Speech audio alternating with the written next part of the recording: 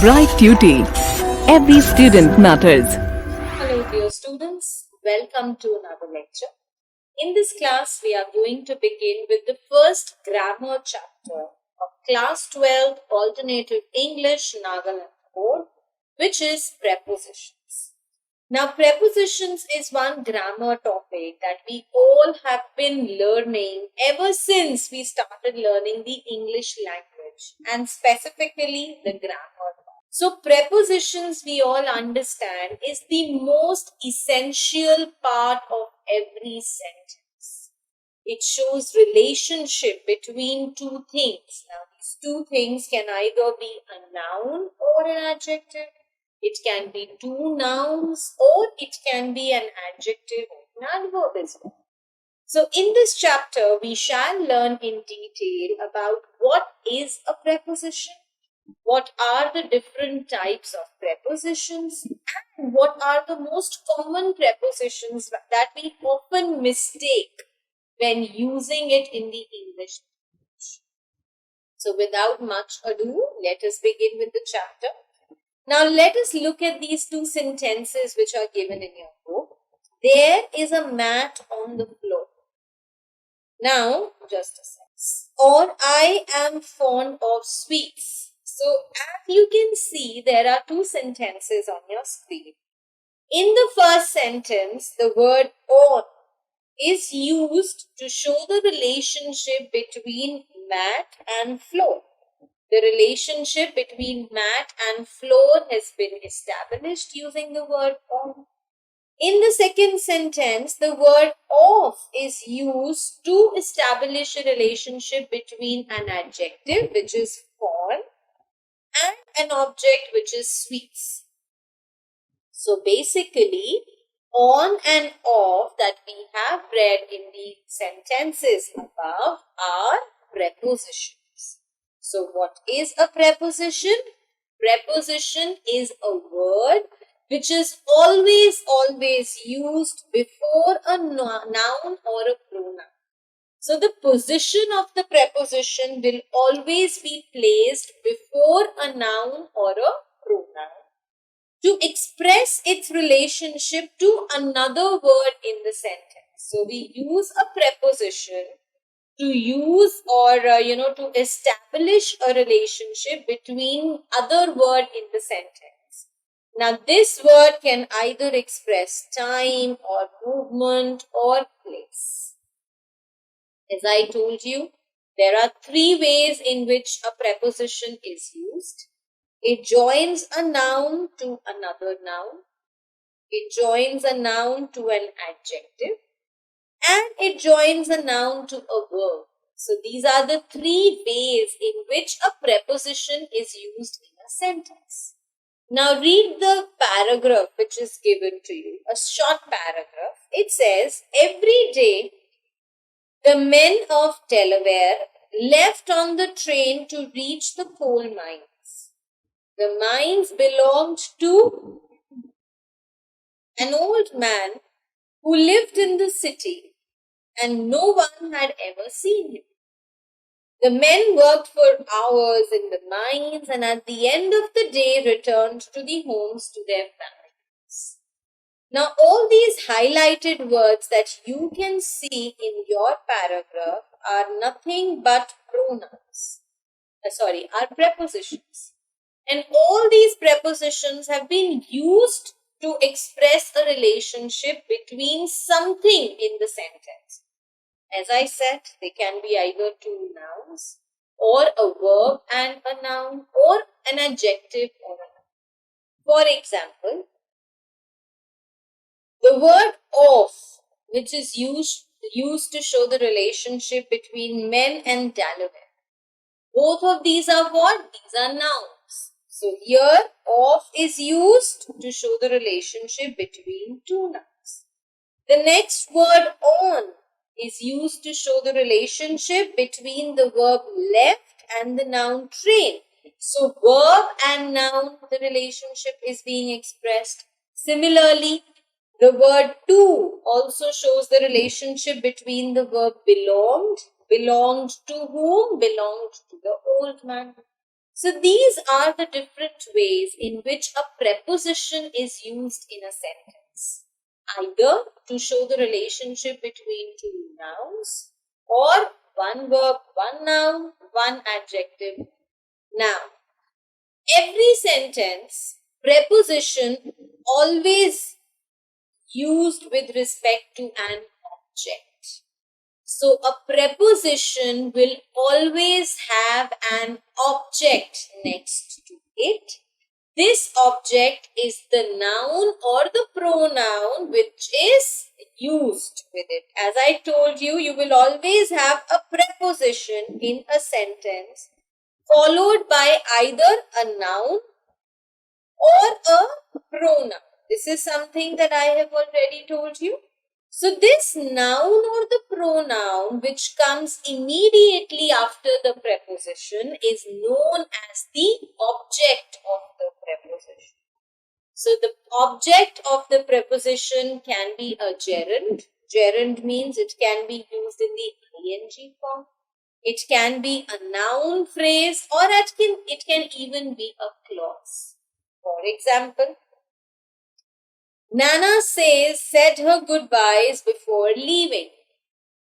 Before is my preposition, and the object of this preposition is leaving. Leaving is a gerund. It is a verb with an ing after it. So leaving is the gerund which has the preposition before. Second sentence. The children hid behind the rusty creaking gate.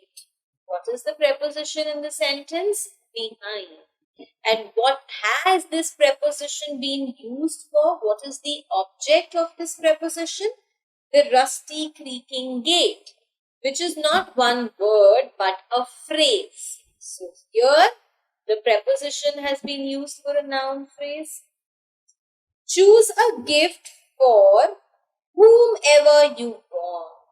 The preposition is for, and we use the preposition for the noun clause, which is whomever you want. So we can use a preposition, or the object of a preposition can be a gerund, it can be a noun phrase, it can even be a noun clause. Now there are a few prepositions, or there are a few sentences in which the preposition comes at the end of the sentence. Although we have learnt that preposition will always come before a noun, but there may be some cases in which the preposition comes at the end of the sentence. For example, that is the girl Ronnie was speaking of.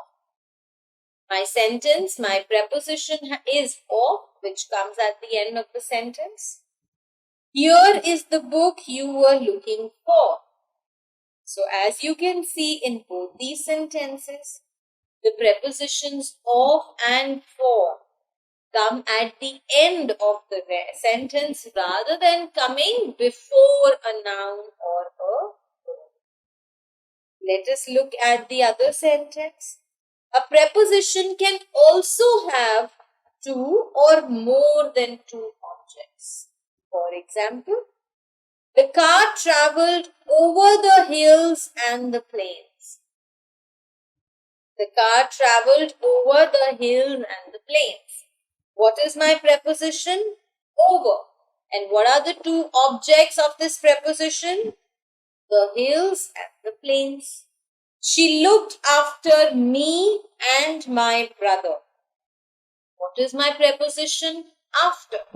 And what are the two objects of my preposition? Me and my brother.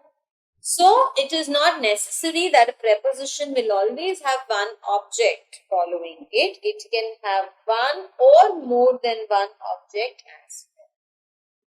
Now, let us learn about the types of prepositions, as I told you. So, we have the prepositions which talk about the place or position of something. We have prepositions that talk about the time of something. We have prepositions that talk about the direction or the movement of something. First, we have the prepositions of place or position. So those prepositions which tell us about the place or the position of a person or an object, such prepositions are known as prepositions of place or position. For example, the cab is on the curb. What is the position or the place where the cab is? On the curb. There were trees near the house. The position of the trees is near the house.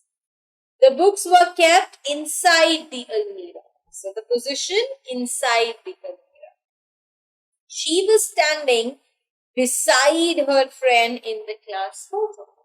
So those prepositions that talk about the position or the place of a person or an object in a sentence, such prepositions are known as prepositions of place or position. The next type of prepositions that we have, now other than these prepositions that we talked about in the examples given above, we have a few more prepositions of position such as among, at, in, behind, between, over, under, above, below, opposite, etc. Now the next type of prepositions that we have are the prepositions of time. So those prepositions which indicate a point in time of length. For how long did something take place? That point in time of some length, those prepositions are known as prepositions of time. For example, they reached the house in the evening. So what is the point in time when they reached the house? In the evening. He has to submit the report at the end of the week. So what is the time when they have to submit the report? At the end of the week. The book is due at the library on Monday. So what is the time for the book to be due? On Monday. So these words, in, at, on, these are all the prepositions of time.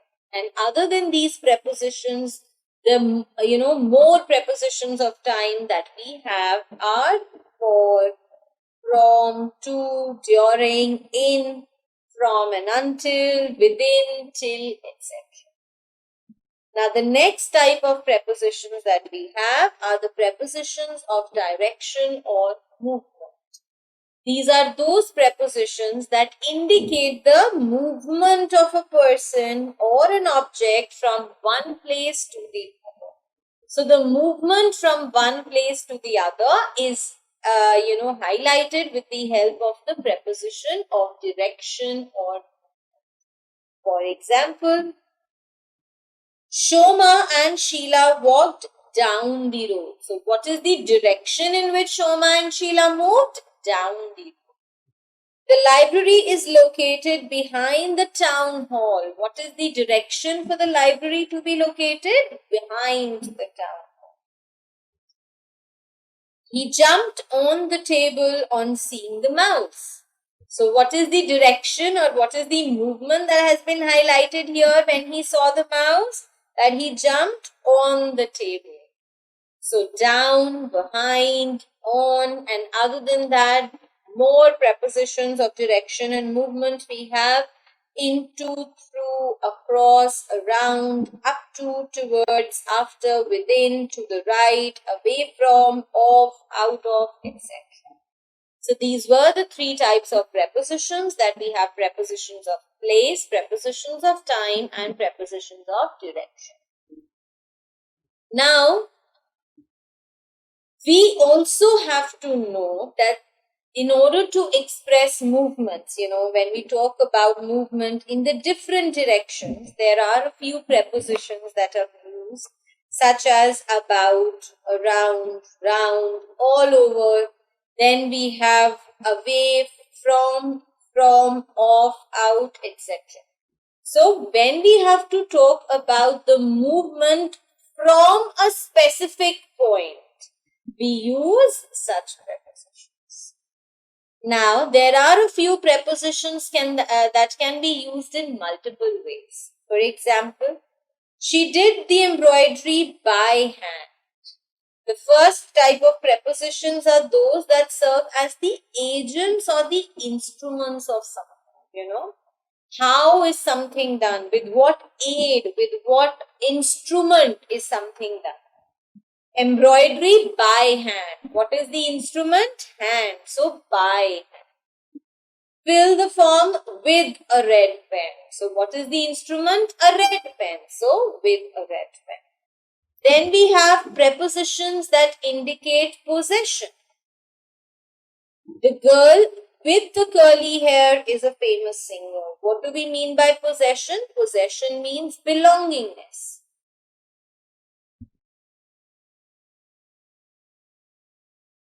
So those prepositions that talk about how one thing belongs to the other.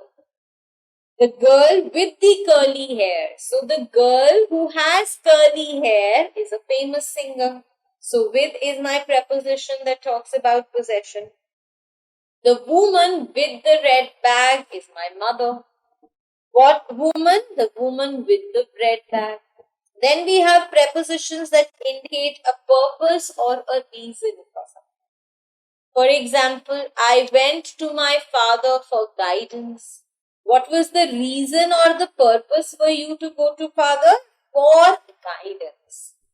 Mother Teresa worked for the benefit of the poor and the destitute. What was the purpose of Mother Teresa's work? She wanted to work for the benefit of the poor and the needy. Then we have a few prepositions which indicate a concession of time. Concession of time means when something happens irrespective of something else. Okay? When one situation is fulfilled on the basis of some other situation. For example, in spite of the age difference, John and Mallory get along very well. So what is the concession of time? That the age difference is very high, but still John and Mallory go very well. So in spite of is my preposition of concession of a point. Despite the rains, we had a great evening. So there was rain, but despite that we had a great evening. So despite here is a preposition that indicates the concession of a point. Then we have prepositions which indicate the manner of something which is done. For example, Danny works with great sincerity. So in what manner does Danny work? With great sincerity. The clerk spoke in a polite way. So what is the manner in which clerk spoke? In a polite way. The next we use prepositions to indicate the source of a thing. What is the source of something? For example, we get wool from sheep. So what is the source of getting wool? From sheep. The red panda is found in the Himalayas. What is the source of the red pandas? It is the Himalayas. So these were the various reasons for which we use prepositions. Then we have prepositions that indicate the measure of something, when you have to measure something. And for measurement, we use the preposition by. The size of the packet has reduced by half. The store has reduced the prices by 20%. So, by 20%, by half, this by is used to represent the measurement of something. Now, there are different classes in which prepositions can be divided. The first, we have the simple prepositions, just one words. In, of, at, till, up, with, down, onto, into, through, down, beside, behind. These are all the simple prepositions. Then we have compound prepositions. Now, as the word compound suggests, we know very well what are compound words. Those words which are made by adding two words together. Toothpaste, toothbrush, hairbrush, and so on and so forth. Similarly, compound prepositions are those prepositions which are added, which are formed by adding a prefix to a noun or an adjective or an adverb. So you write the preposition first, and then you have to write a noun or an adjective or an adverb. For example, alongside, beside beauty, between time, okay, within limits, until ages. So you see, we are writing a preposition as a prefix, and then to the to that preposition we are adding a noun or an adjective or an adverb. Then we have double prepositions. Those prepositions which are made up of two words, and both these words are prepositions. From, among, from, under, out of, inside of. Okay, so these are all double prepositions. Then we have participle prepositions. Now, what are participle prepositions? Present participle form of the verb, which are used without a noun or a pronoun attached to them. We always have an ing ending to the participle prepositions. For example, ending, during, considering, regarding, notwithstanding. All these prepositions which have an ing to the end of them are participle prepositions. And last we have the phrase prepositions or the prepositional phrases. Group of words which are used together as a single preposition. For example, along with, by way of, to the left of, in case of, instead of, owing to, in order to, in favor of, in spite of, in front of, and etc. So simple prepositions, when we have just one word acting as a preposition. Compound prepositions, when two words are added together to make a preposition. And what are these two words? Preposition plus a noun, adjective, or an adverb. Then we have double prepositions, when two prepositions are used together in a sentence. We have participle prepositions, when my preposition will have an ing to the end of it. And then we have phrase prepositions or prepositional phrases, wherein a group of words are used together as one. Now, the most interesting part is there are a few prepositions that are always confusing. Let us look at them and let us learn about their usage. The first such confusing prepositions are at and in. The preposition at and in are used for both place as well as time. Now, in is used when talking about a place as an area. One area, and you talk about a place in that area. For example, the Singh stayed in Delhi for several years. So, what is the area? Delhi, and in Delhi, you're talking about that particular area. So, in Delhi. While at is used when a place is seen as a point of reference. When you are referring to a particular place in lieu of some other term. The bus stopped at Dimapur on the highway to Pune. So what is the point of reference here? Dimapur.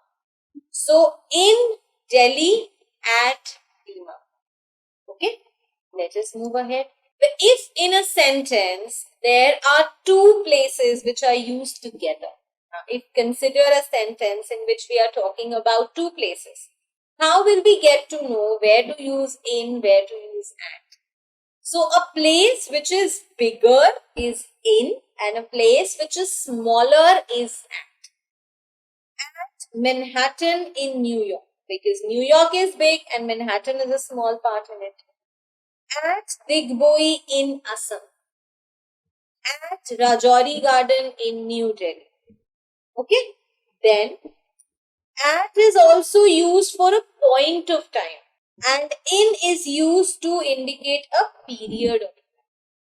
At 5 o'clock in the evening. At 1 o'clock in the afternoon. So this is also how we use in. Now it is always in the morning, in the evening, in the afternoon, but at night, at dawn, at daybreak, at noon. So this is how we also use in and at is also used to talk about group activities and shops or the workplaces. So group activities, shops or workplaces we use at. I will see you at the party tonight.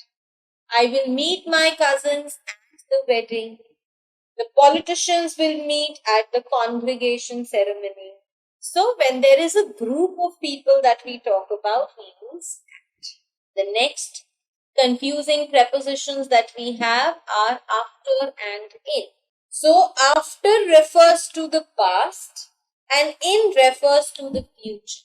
When we talk about after and in with respect to the time zone, after is used for past and in is used for future. We will shift to the new house in a week. So that means in future you will shift to the new house in a week.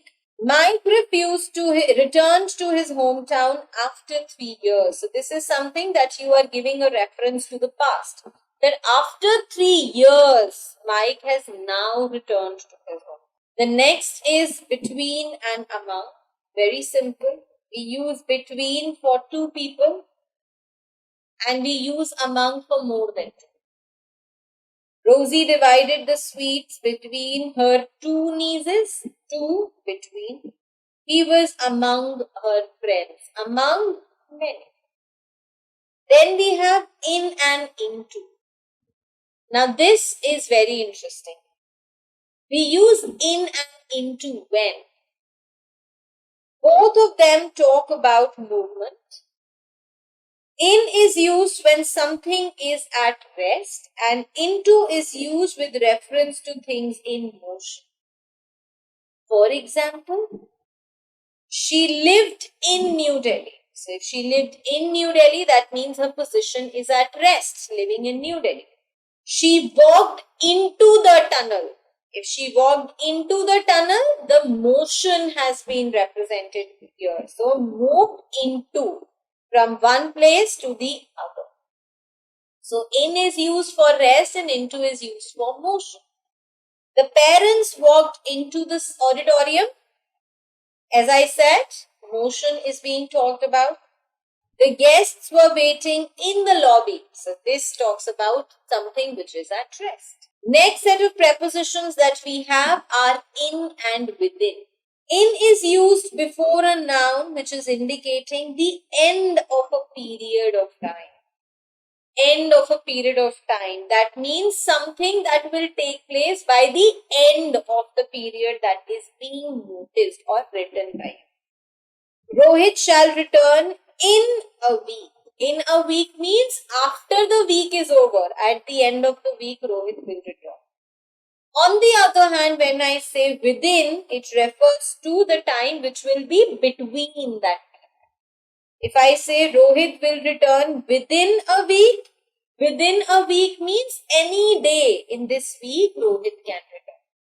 So in a week means something which will take place at the end and within means any day of the week the same can happen.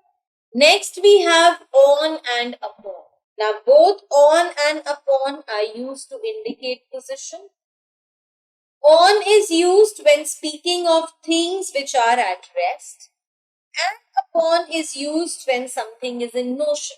Just the way we learnt about in and into, we have on and upon. The child was sitting on the beach, so sitting is a position at rest. The cat jumped upon the table. This is a movement, a motion that we talk about. Then we have since, for and from.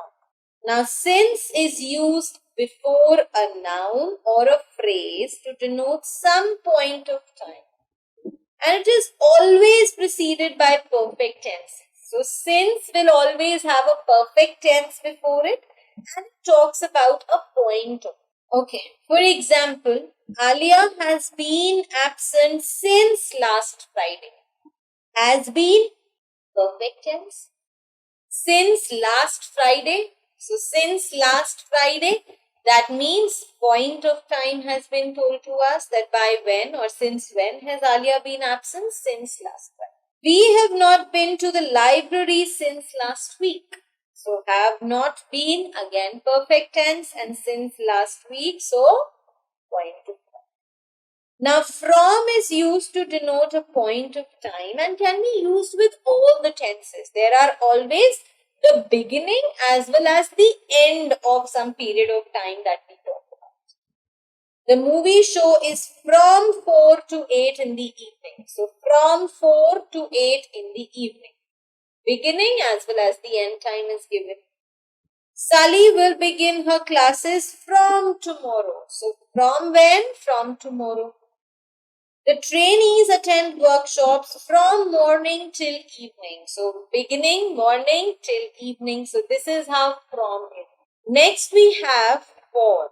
For also is used with any tense except the present imperfect tense. So any tense except for the present imperfect tense. For example, for several weeks, for a month. Now, very broad difference between since and for that you should know. For is always used to talk about that time period which is long, the duration of which is long and is not confirmed. For several weeks, if I say, several weeks can be 2, can be 3, can be 4, can be 5. I don't know exactly how many weeks am I talking about. If I say for a month, so for a month can be 30 days, it can be 31 days, it can even be 29 days. We don't know how many days are we talking about. But when I say since last Friday, I know since last Friday means that the point of time was last Friday and I know it for sure. Since last Monday, since my birth. So, since is used when we know exactly what we are talking about. And for is used when we are not sure and we have a very, vague reply to something, when we have something that is not clear to us. Now, the next that we have is beside and besides. Beside is used when something is sitting next to you. My best friend was sitting beside me. My bag was kept beside me. And besides is used as a conjunction where we say in addition to something, something else happened. Besides fruits, he also had vegetables. Besides watching the television, she also used her phone. So, in addition. Next, we have before and for. Before is used for both affirmative and negative sentences, both positive and negative sentences to indicate a point of future time. The show will start before Margot arrives. So, this is a positive sentence and is talking something about the future.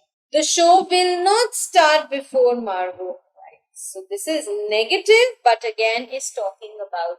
On the other hand, for is only used for negative sentences if we are using it to denote a future time period. The show will not start for an hour. She will not turn up for a week.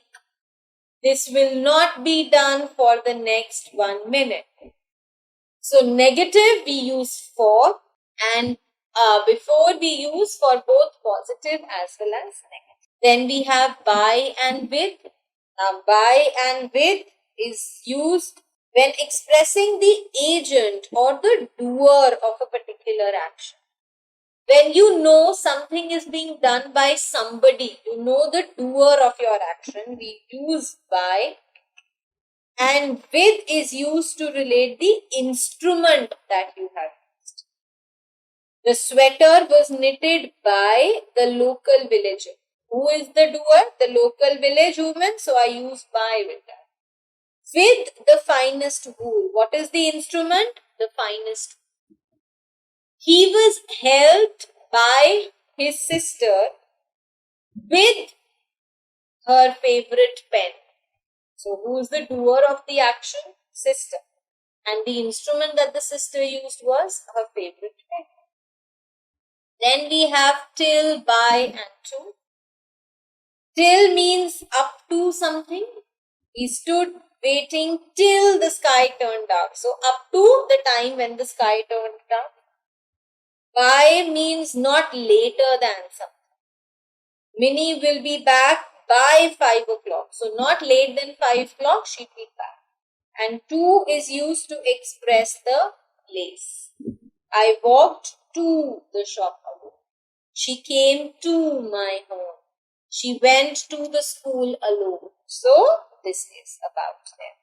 Then we have above, over, under and below. Now, all four of them are used to indicate position and therefore are confused. Over is the opposite of under and refers to the highest position or space of something. Highest position. If I say the horse jumped over the barrier, so as high as the horse could jump, the horse jumped that. And the opposite of over is under, the lowest position of something. We hid under the table as low as we can. If we are hiding below a table or a bed, our position is touching the ground. We are not hanging in the midair, right? Now, above may be used to indicate that someone or something is at a higher level than something or is directly over. So, above is used to represent something or someone that is at a higher level or it is directly over. For example, the helicopter flew above the houses. So, above the houses, it is directly over the houses. And over is used to say that someone or something is above someone or something, is in a higher position of someone or something without touching them. So again, the position is high, but we are not touching that object. That is when we use over. So above is used when we talk about something which is at a higher position, or we can say, directly over something. Above the sea level, above my houses, I could see the flock of birds roaming around. And over is also used to indicate something which is at a height of something or someone but does not touch it. Over the counter, over the meeting, over the, the table, so something. Below is used to talk about a lower place or a position, and under is used to express the concept of being beneath something or majorly to be covered by something. The books were below the window. Below the window, they were lying. They were not covered by the window. The position was such that they were below the window. We sat under the shade of the tree. Under is when you are covered by the shade. So this, my dear students, were the prepositions. We talked about the type of prepositions. We talked about the common prepositions which the people usually get confused with. Then the various classifications of prepositions. And I hope this was all clear to you. Now, in order to better revise what we've learned, we'll discuss the back exercises. The first question says you have to fill in the blanks with the suitable prepositions. Now, since we have 10 sentences for every question, I will do the first 10 for you, and I'm sure that the first 5 for you and then the rest 5 can be done by you on your own. So, the lion and the jackal fought for the crown. What did they fight for? For the crown. The old woman sat under the tree. We sailed into the river, or we sailed through the river, or we sailed across the river. The soldiers passed through. The thief hid behind the door, near the door, beside the door, and so on and so on. Next, we have complete the sentences using in, at, or on. You must not talk in the theatre. There is a party at Ravi's house. I was standing at the door. We shall see you at 4 o'clock. There was a fly in the boat. Next question. Complete each of the following sentences using for, during, since, till, or by. I will wait till 5 o'clock and then leave. He should be done by the evening. Molly has been waiting since morning for an appointment. The book was written by my grandfather. The water was so hot that I had to wait for it to cool down before I could use it. Complete the paragraph using suitable prepositions. There lived an old man in Verona.